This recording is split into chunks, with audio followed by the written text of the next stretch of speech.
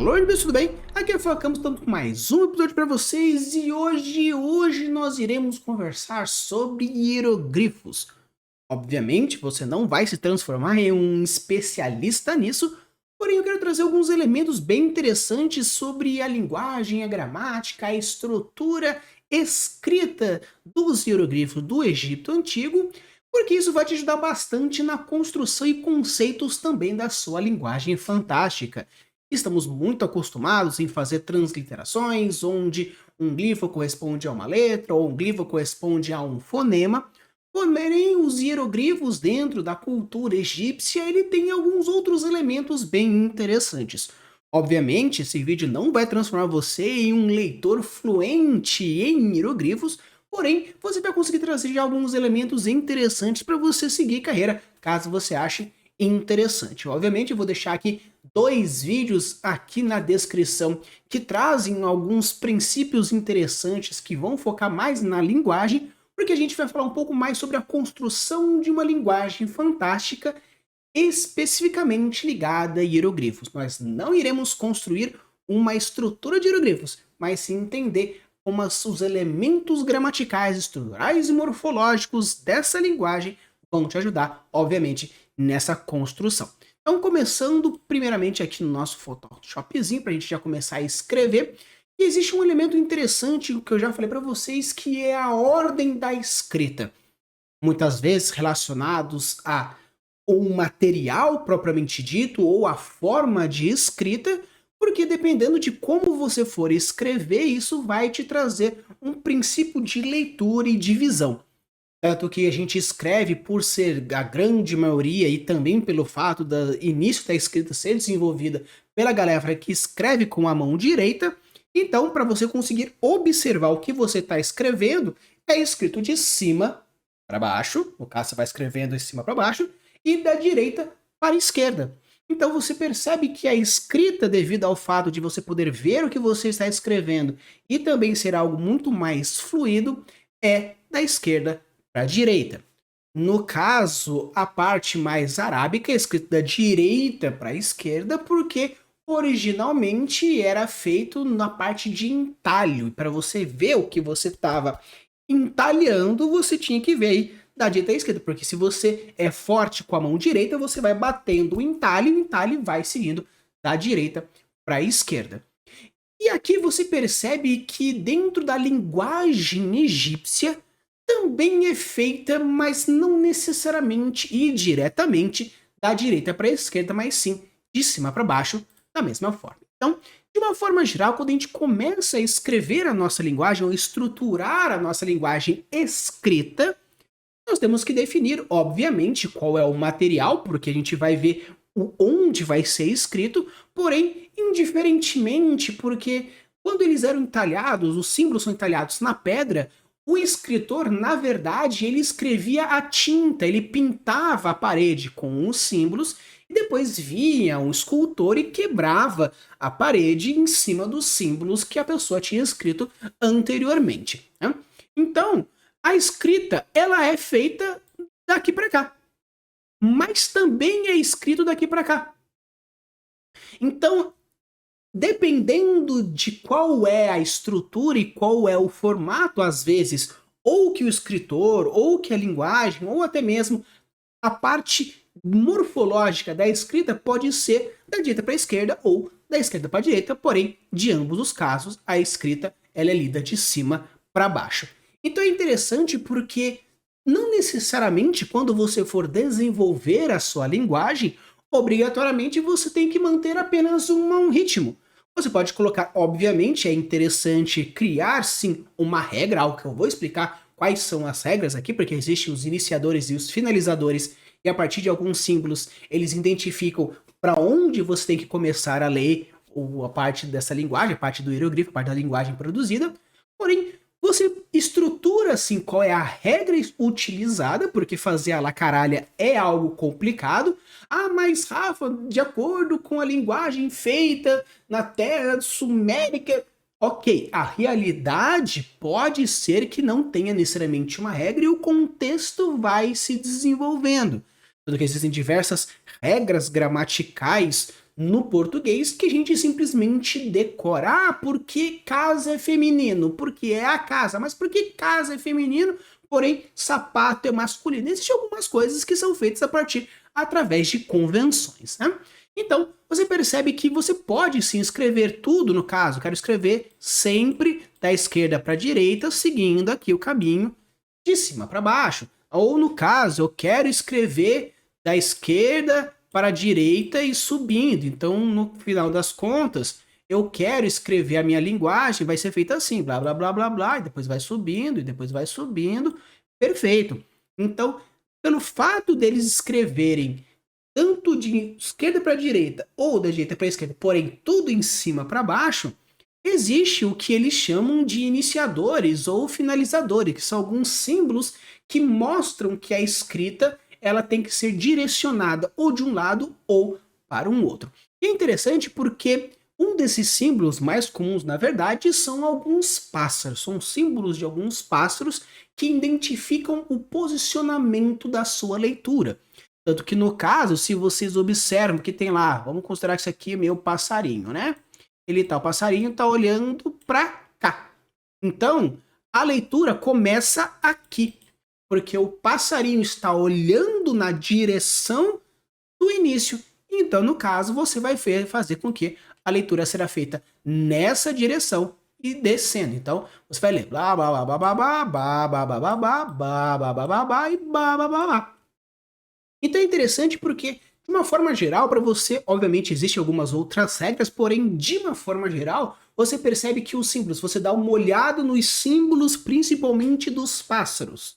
Devido mais porque também que é o deus Mor, é representado por um dos pássaros, então ele sempre vai olhar para o início. É interessante porque você pode estipular que dentro dos seus hieroglifos, ou no caso, vamos chamar de hieroglifo de uma forma geral, mas porém dentro da sua escrita simbólica. Você pode considerar que os pássaros, eles identificam como alguma divindade, onde eles sempre vão estar de costas para o início, porque eles querem ver sempre o futuro, então sempre o final da escrita será feito a partir do posicionamento desse pássaro. Mas no caso aqui, culturalmente, o pássaro ele observa o início, então é daí que você vai começar a sua leitura. Então é interessante porque quero desenvolver uma conlang a partir de glifos, que são desenhos que representam alguma coisa. Perfeito. Para onde vai começar a escrever? Da esquerda para a direita? Perfeito. Sempre vai ser assim? Sempre vai ser assim. Não, no caso eu quero escrever que às vezes é da esquerda para a direita, às vezes da direita para a esquerda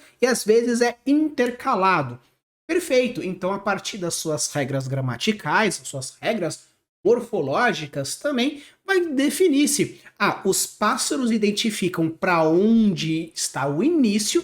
Então, se por acaso na primeira linha nós temos um passarinho olhando para cá e na segunda linha nós temos um passarinho olhando para cá, então sabemos que essa leitura será intercalada daqui e daqui para cá. Obviamente pode ter um grau de passarinidade, né, um grau de passarídeos, onde vai definir se é de baixo para cima ou de cima para baixo? Pode ser também. Só que no caso aqui não é definir necessariamente se é o pássaro, se é a coruja, se é o boi, se é o quê. Mas eu estou dizendo que existe sim meio que uma aprovação gramatical na história que mostra que você não necessariamente precisa seguir exatamente uma ordem específica. Você pode mudá-la de acordo com a sua realidade linguística e assim, a partir de uma identidade cultural ou uma identidade religiosa, pode ser que exista sim essa condecoração. E é interessante porque existe um túmulo de um dos faraós antigos que é interessante por quê?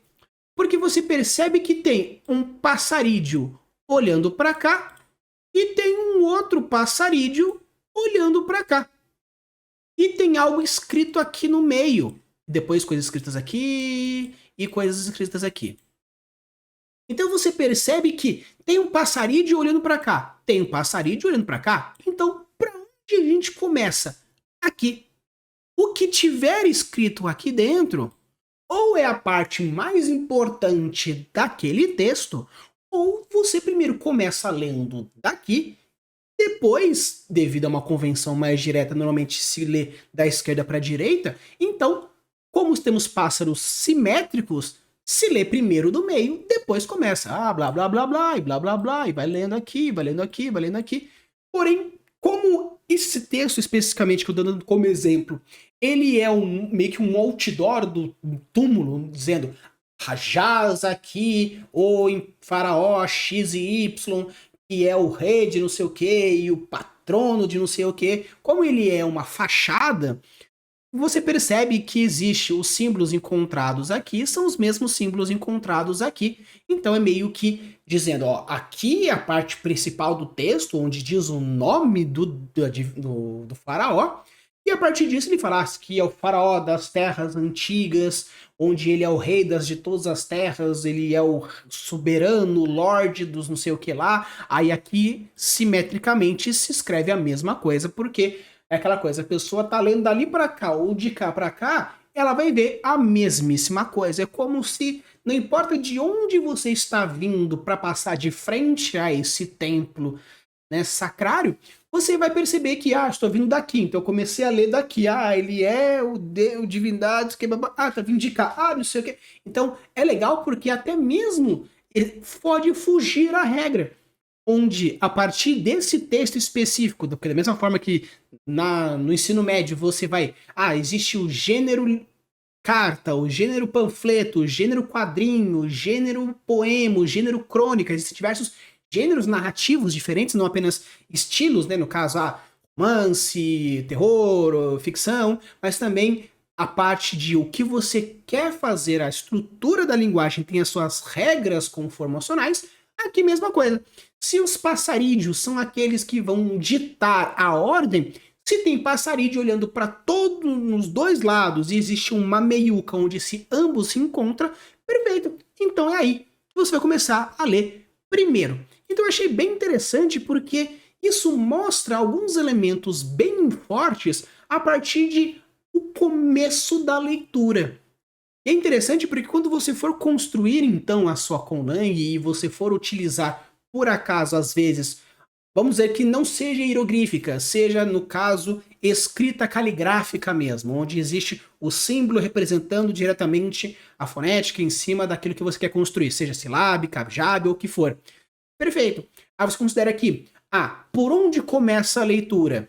Da mesma forma que no espanhol, uma pergunta, existe uma pontuação, colocando interrogação, no caso de ponta cabeça, e depois terminando, fechando a pergunta, você pode então colocar a mesma coisa, que a sua escrita começa com 3 bolinhas e o final acaba com 2 risquinhos. Então você sabe que começa escrevendo aqui e termina aqui. Então sabe que você escreve daqui para cá, porque aqui existe o seu iniciador e aqui o seu finalizador.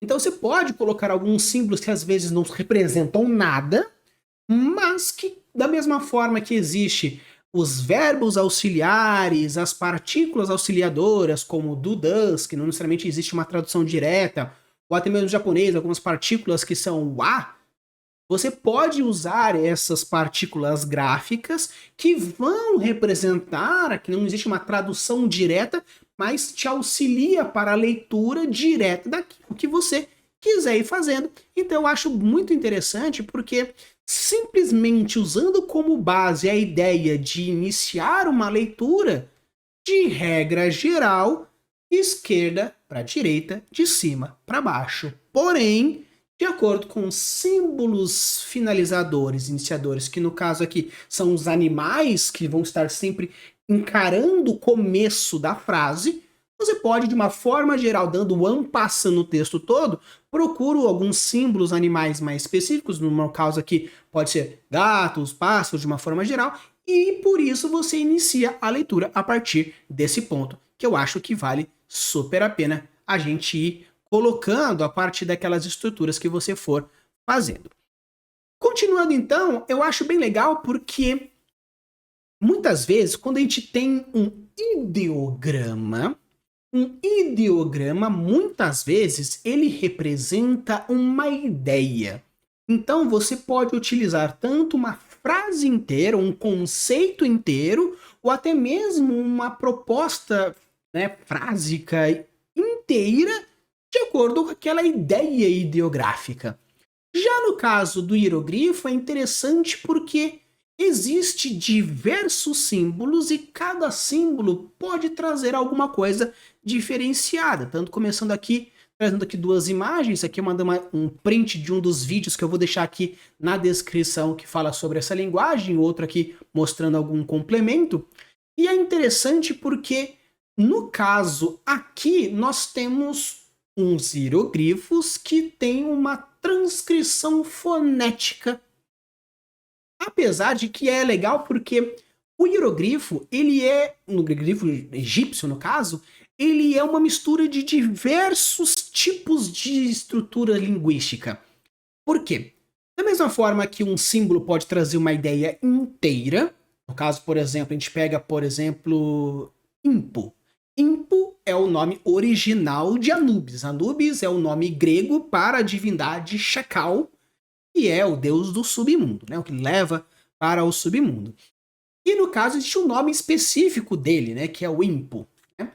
E é legal porque, de acordo com as regras gramaticais, eles não possuem vogais. Da mesma forma que o abjad, que não tem vogal, são apenas consoânticas, eles consideram, por exemplo, o A, o I e algumas outras vogais que são consoantes também.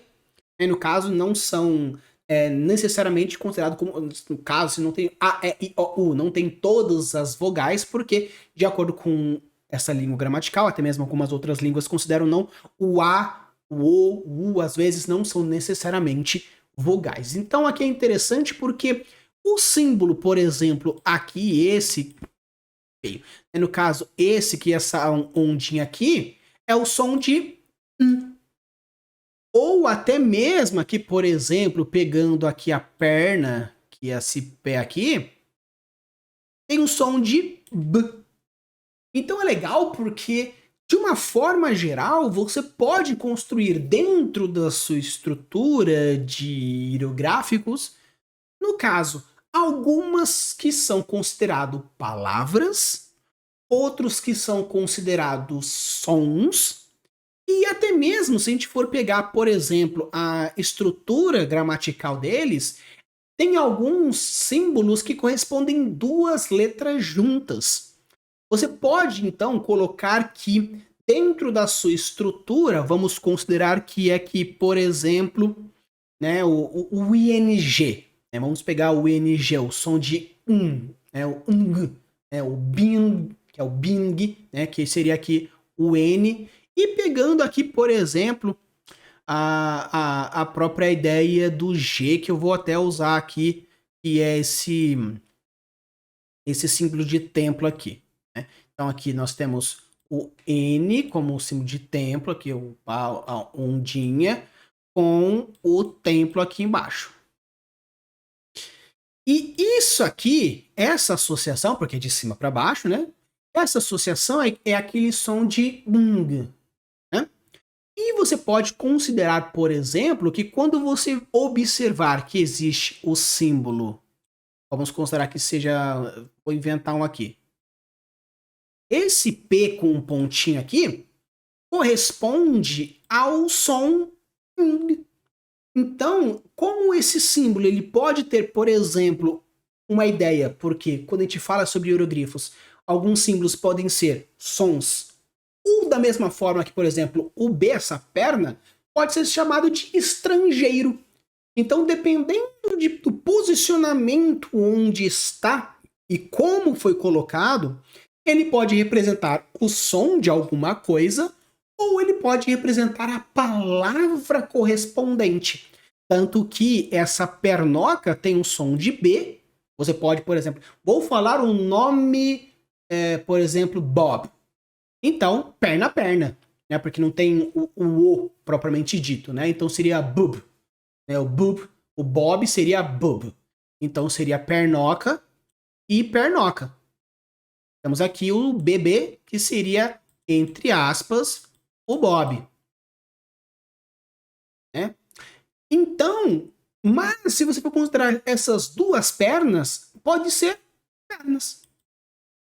Porque como isso é o símbolo de uma perna, pode ser pernas. E dependendo de como você for construir, existe alguns classificadores, alguns símbolos classificadores, vamos falar sobre isso também, não seria pernas, não seria o substantivo pernas, mas sim seria o caminhada, porque vamos estar colocando do lado dessas duas pernas um símbolo que represente que isso é um substantivo ou um símbolo que represente que isso aí é um adjetivo ou um verbo. Então você pode, por exemplo, colocar, vamos colocar a palavra presente. A palavra presente pode ser uma questão temporal, agora, now, aqui, presente, ou você pode considerar como um presente, um agrado, um gift, um pacote, porque também é a palavra presente. Então você coloca lá a palavra presente, o símbolo presente, com um classificador dizendo que isso aí é uma questão adjetivo, né? A pessoa está presente. Você pode colocar que isso seja um verbo, né? Que seria o presente de presentear, ou no caso, um substantivo, considerando que é uma questão, né, de presente, o regalo, o presente, o gift, o embrulho. Então é interessante porque dentro do seu simbolismo você pode sim até mesmo mesclar. Porque isso aqui considera como ele é uma estrutura abjam, porque não possui vogais. É um alfabeto fonético, porque cada símbolo representa um som. E é interessante porque o símbolo também representa uma ideia, seja um verbo, um adjetivo, um substantivo, um advérbio. Então, quando você for construir o seu glifo, você pode construir de várias formas. Da mesma forma que dentro do kanji árvore, 3 árvores juntas é uma floresta, 2 kanji juntos é um bosque, mostrando essa ideia não apenas de pluralidade, mas também essa questão dessa diferença que existe entre um e outro dentro dessa própria estrutura gramatical dos classificadores. Então, vou falar um pouco então agora um pouco mais sobre essa ideia dos classificadores. Os classificadores, de uma forma geral, como eu disse, são alguns símbolos que vão representar um grupo de palavras que identifica se aquilo é A ou se aquilo é B. Então, por exemplo, a gente pode considerar que quando aparece esse símbolo de essa flor murcha do lado da palavra, então, né, no caso, o classificador sempre ele é no final da palavra, então você coloca, então, por exemplo, que esse aqui vamos considerar que é um classificador que representa substantivo. Se esse aqui é um classificador de substantivo, se eu coloco aqui pernoca, pernoca, 2 pernas. Então, seria pernas. Ah, eu estou com dor. Dor aonde? Pernoca, pernoca, símbolo de substantivo. Então, estou com dor nas minhas pernas. Qual? Nas duas. Estou mostrando aí essas 2 pernas. Se no caso eu coloco, por exemplo, novamente, pernoca, pernoca, eu coloco, por exemplo, um símbolo que represente que ele é um verbo, vamos colocar que seria, por exemplo, essa ideia aqui de um templo. Vamos chamar de templo. Então, perfeito. Agora, o que antes a gente chamou de pernas, agora eu chamo isso aqui de caminhar. Por quê? Porque eu estou colocando apenas 2 pernas andando em cima do verbo. Eu poderia falar que é uma corrida, colocando talvez um outro símbolo aqui embaixo, um outro símbolo aqui do lado, mostrando velocidade, por exemplo, e com isso eu trago. Então, no caso, se eu quero falar que ele é meu nome, simplesmente pernoca, pernoca. E não existe nenhum símbolo aqui que mostre nenhum tipo de classificador, então aqui representa que na verdade é o som. Então, Bob. Então, eu tenho aqui o Bob, que está caminhando as pernas. Obviamente, ele podia caminhar com alguma outra coisa, não sei. Mas, simplesmente, pernoca, pernoca. Pernoca com flor morta. Pernoca, pernoca com um símbolo de templo. Eu estou dizendo que o Bob está caminhando a pé. né? Ou trazendo essa ideia de eu estava caminhando lentamente com as minhas pernas até que não sei o que lá e papapá. Então é bem legal porque quando a gente fala sobre essa estrutura de ideias de Conlang, a gente muitas vezes pensa muito fechado numa estrutura que é ou é isso, ou é aquilo, ou é isso, ou é aquilo. Porém, você pode mesclar dentro das suas ideias. E é legal porque realmente é assim que é lido de uma forma geral. Aí, eu vou dar um outro exemplo aqui para vocês, que até vou mostrar aqui outra forma, até vou mostrar aqui colocar aqui para vocês, aqui eu tenho aqui um PDF, mostra algumas coisinhas e até vou mostrar isso aqui para vocês. Esse PDF, o que acontece? Mostra todos os símbolos, temos aqui 86 páginas de símbolos, e até mostra aqui aqui os símbolos juntamente com os seus respectivos significados, né? Então aqui os símbolos mostram dentro das categorias aqui, só para vocês terem uma ideia. E aqui as partes, o homem em pé ou ajoelhado como vazia, dependendo do que ele está posicionado e como ele está posicionado, vai ter coisas diferentes, né? Aqui é um classificador, como eu falei para vocês, de human being, né? Alguma coisa relacionada à questão do corpo, da humanidade mesmo. Então aqui a gente pega esse primeiro ser humano. Eu subi até o finalzinho aqui em cima. Então, esse símbolo aqui desse ser humano, até vou dar uma aumentadinha aqui para ficar mais fácil de vocês verem.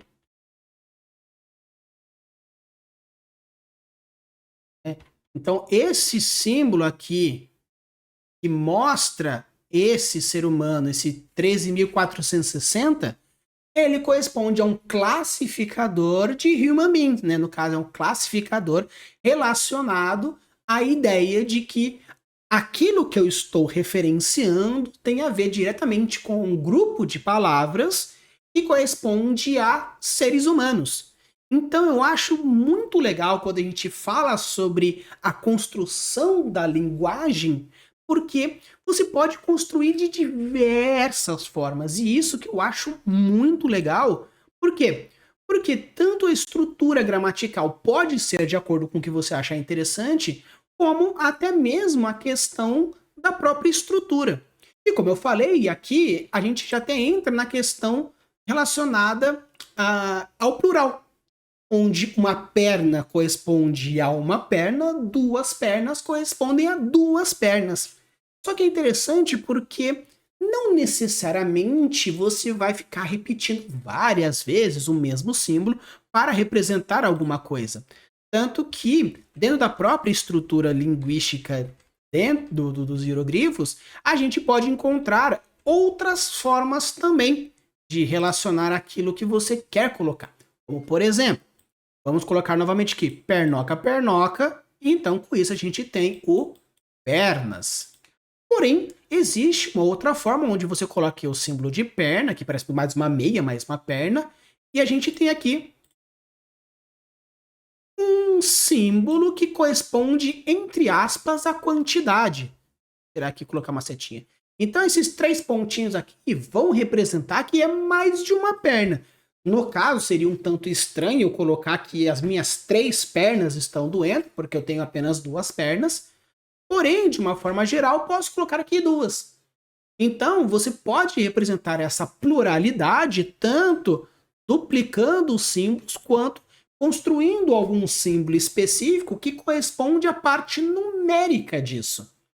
Tanto que, se a gente for pegar algumas linguagens, parece que são letras todas frufruzentas, né? Temos aqui o C e a gente tem o cedilha, que muda o som do C para ter mais S's, né? No caso, você pode colocar o conheça com cedilha, onde poderia ser muito bem obrigado, uma outra forma. Porém, como a gente sabe, né? Quando o S está entre vogais, ele tem som de Z, então não daria para ser S. Por isso que a gente tem aqui esse C do conheça, né?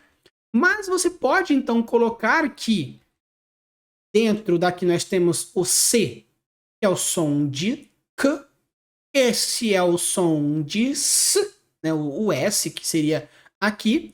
Ou até mesmo, se você quiser fazer que o Z tem que seja esse símbolo, você coloca o S, o K e o Z, que tem, sei lá, uma cadeia gramática, fonética muito parecida, e você coloca, ou até mesmo, caso você queira não quero colocar vogais. Perfeito, não quer colocar vogal? Então, vamos pegar que seja aqui, ó, o K, que, que, o, U. Beleza. Então, C, não quer ter vogal?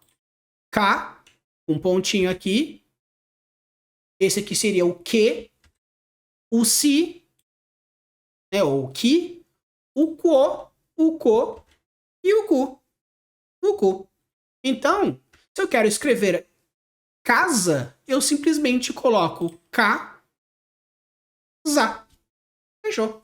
Casa. Porque eu coloquei um símbolo. E aqui eu quero falar que eu tenho várias casas. Pá, quantas? 2. No caso, eu quero 3. Fechou. Então, eu tenho casas. 3 casas. Como eu escrevo, né, no caso, 3 casas. 3 casas.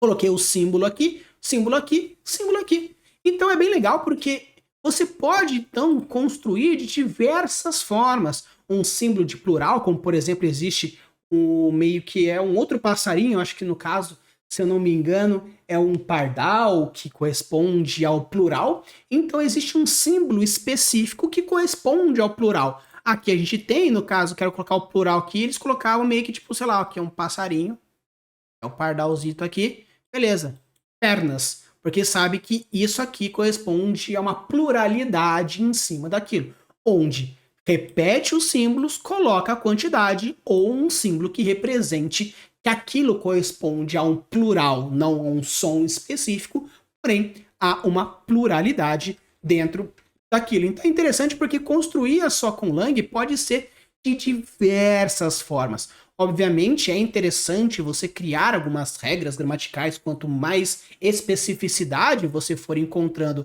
dentro das suas estruturas, porém eu acho que vale super a pena. E obviamente uma coisa que eles também não possuem é pontuação. Então, eles não sabem necessariamente se é uma ideia de pergunta, se é uma afirmação, se é um imperativo, vírgulas, respiração. É um texto corrido e vai embora, criando sim uma certa dificuldade. Caso que você pode construir pontuações, né? No caso, a gente tem aqui a pergunta, a exclamação, o próprio ponto final, reticências trazendo um silêncio mais prolongado, vírgulas, pontos e vírgulas. No caso, quero iniciar já sabendo que é uma pergunta, então coloca aqui o símbolo e já identifica. Da mesma forma, a exclamação, criando, então, aqui eu vou até deixar um pouco mais bonitinho para não parecer que é a letra I. Então você pode, então, identificar de diversas formas diferentes, como você pode ir colocando aí de diversas construções diferentes. Então eu acho muito legal porque quando a gente fala sobre a construção de linguagem, principalmente com um exemplo você coloca dentro de uma própria estrutura linguística mesmo. Ah, eu quero fazer baseado em X ou Y. Entender um pouco mais de como funciona essa linguagem é muito legal, é muito interessante, porque isso mostra diversas formas. Quero então colocar que os meus símbolos correspondem a ideogramas inteiros? Perfeito. Quero que seja simplesmente fonéticos? Perfeito. Quero que seja simplesmente silábicos ou no caso alfabéticos, perfeito também. Quero construir. Então, de uma forma geral, quando você for construir a ação com Lang, imagine que você tem aí na sua frente uma tela em branco, até vou colocar aqui para ficar até mais claro a minha referência. Você tem aqui uma tela em branco onde você pode e deve construir de diversas formas. Da mesma forma que a gente pode, considerando a origem da palavra, a estrutura, você pode colocar símbolos, você pode colocar grafias. Da mesma forma que na linguagem japonesa tem os kanjis misturados com hiragana e katakana. Da mesma forma que a gente pode colocar simplesmente uma imagem representando todo o contexto. Quero escrever dentro de uma linha onde a escrita será feita dentro dessa linha e com isso eu consigo saber qual que é a ordem de escrita. Você pode construir de diversas formas. Ah, eu quero fazer que, na verdade, a escrita acontece dentro de um círculo, onde sempre começa lendo aqui até o final do próprio círculo, onde a palavra será feita. Então, a gente tem aqui ó, o R, o A, o F, o A. Como já viram aqui, então temos um E e um L. Então, meio que como se a letra ela acompanhasse esse círculo e eu visse meio ela de uma forma tridimensional, começando aí a tela virando de frente para mim, onde as regras sempre diz. A gente tem aqui o espelhamento dela, a virada dela, aqui fica correto, a virada novamente e o espelhamento aqui atrás. Então você pode então construir a sua Colang da maneira que você achar interessante. Claro que, obviamente, quanto mais elementos que demonstram sociedade, cultura, religião, economia, quanto mais a sua linguagem representar a própria estrutura humana ou biológica do ser que diz essa linguagem, muito mais factível, muito mais legal e muito mais, vamos dizer assim, dentro do gatilho da autoridade, você vai estar muito mais propício a agradar um grupo de pessoas que gostam desse tipo de conteúdo, desse tipo de estrutura. Então, pessoal, esse aqui foi o meu vídeo falando um pouco mais sobre hieroglifos, ensinando um pouquinho também como construir a sua Colang utilizando desses elementos. Se você gosta desse tipo de conteúdo, deixa o seu like e se inscreve aqui no canal. Eu tento trazer diversos elementos diferentes que vão trazendo muito mais coisas aí para vocês. Gostaram disso? Quero que façam mais conteúdos falando sobre outras linguagens e como a gente pode utilizar dessa linguagem para construir a nossa, até mesmo português, indo para o inglês, e tem aí diversos professores de inglês que a gente pode trazer aqui e bater esse papo na construção de uma Colang baseada talvez na língua inglesa, seja ela americana, seja ela britânica, algum outro sotaque. Então, deixa aqui nos comentários se vocês querem que eu traga mais desse tipo de conteúdo falando sobre linguagem e, obviamente, construindo Colangs com essas linguagens. Use e abude as suas construções e deixe os seus mundos cada vez mais incríveis. Valeu!